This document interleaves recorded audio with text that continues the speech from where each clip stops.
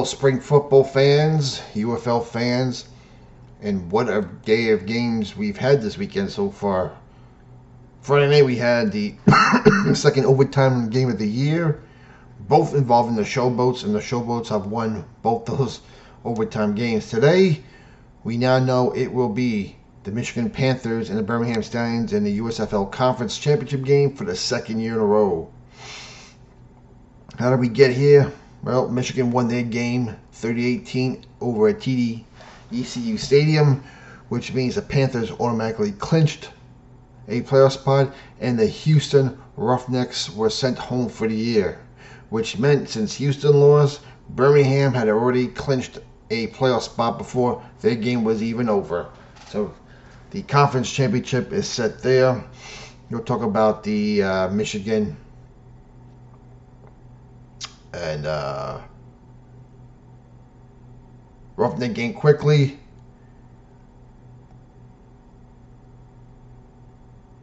Bryce Perkins is out. Danny Etling stepped in. I was like, oh boy.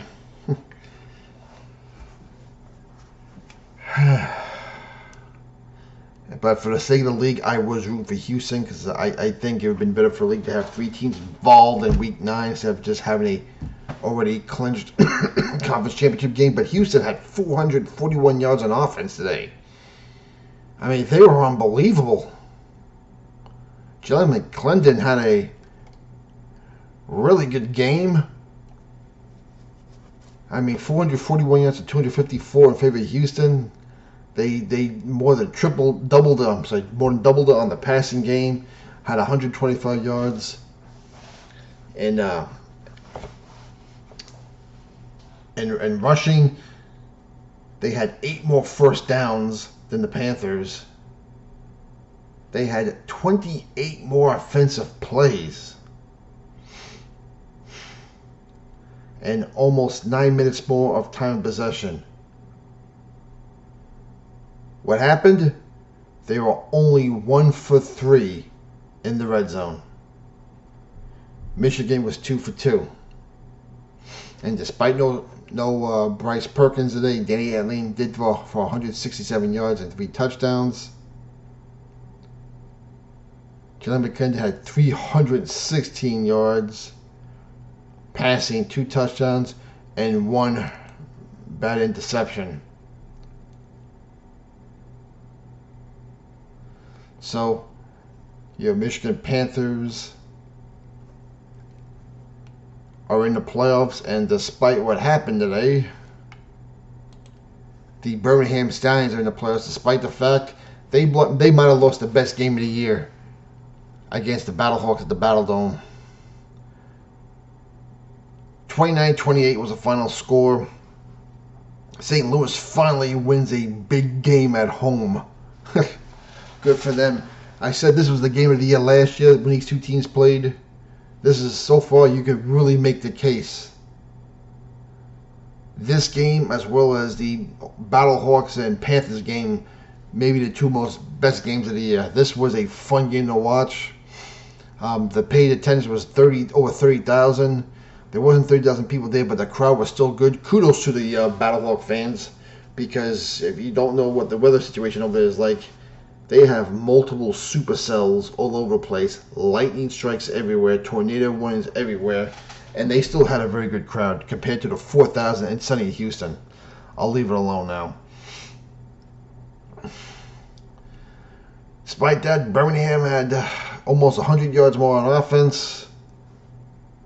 They dominated the passing game, but St. Louis had 50 more yards on the ground game, 173 altogether. First downs and 18-16 in favor of the Stallions. Stallions had 5 more yards in time possession. Jamar Smith again. Great game. 262 yards, 3 touchdowns, but an absolutely terrible pick 6 to O'Reilly, and that was an 18-yard touchdown. I mean, he threw it right to him. I mean, it was about a Christmas gift present as it gets. Max Duggan, 12 of 21 for 110 yards, 1 terrible interception. Jacob Sayers, 118 yards, probably the running back of the year. Only 16 carries. He had averaged over 7 yards a carry. That's amazing. J.R. Smith also had 45 yards in rushing. He was also the leading rusher. But, man, we had some great long catches today for touchdowns. De'Aaron Kane had 2 touchdowns. His long came on a 65-yarder. A beauty, too. Kay Johnson also a 47-yard touchdown pass. In fact, J.R. Smith had 3 touchdown passes over 45 yards. That is very hard to do, and considering this guy, I think, was out in the streets with a regular job. It's looking like it's 2023 for him, the way he's playing right now. I have to give him credit. Hakeem Butler, no touchdowns today. Did have 3 catches. But with that win also, the Battlehawks,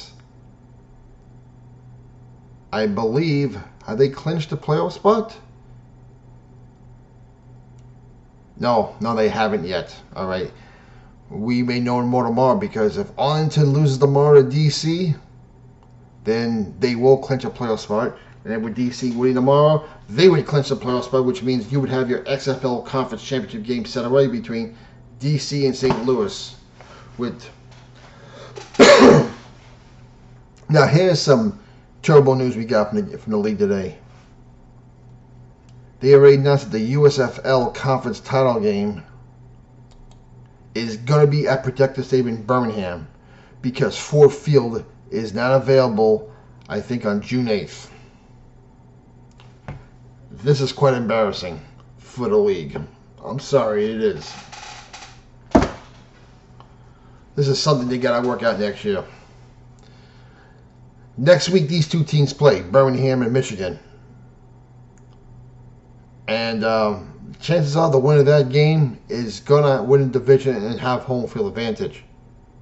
Now, with the news we got today, I am definitely rooting for the Birmingham Stallions to get the home to win the game, because I don't want the Michigan Panthers playing a home game down at Protective Stadium. I'm sorry, I have a problem with that. I know there's a new league, but this is still very embarrassing. And it sucks because the way things are going too, you had a much better crowd in Ford Field than Protective Stadium. So, there you go. Tomorrow at noon, the ABC game between Arlington and DC. Arlington needs to win that game. If they lose, they're done for the year. And DC clinches a playoff spot, and so would St. Louis. If Arlington wins, then St. Louis would be in first place. DC would still be in second place. And Arlington would be in the third place on the outside looking in. So that's what you got for tomorrow now with this game. So, your comments down below. What do you think about today's Birmingham St. Louis game? Was that the game of the year? Or was it the Panthers and Battlehawks? Or did you like the 2 overtime games better? Because of where we are right now this season, ooh, I don't know. Even though the overtime's exciting, those games meant nothing. The 2 games that the Battlehawks have played against those 2 USFL teams and won both of them, I would vote for one of those games as being the game of the year so far. We still got 2 weeks to go, and we still got a big Birmingham, Michigan game week 9, and we're going to have assuming, let's just say DC wins tomorrow, we're going to have a huge St. Louis DC game in week 10 at Audi Field. So for the love of football, we'll talk to you tomorrow after DC Arlington. Good night, everyone.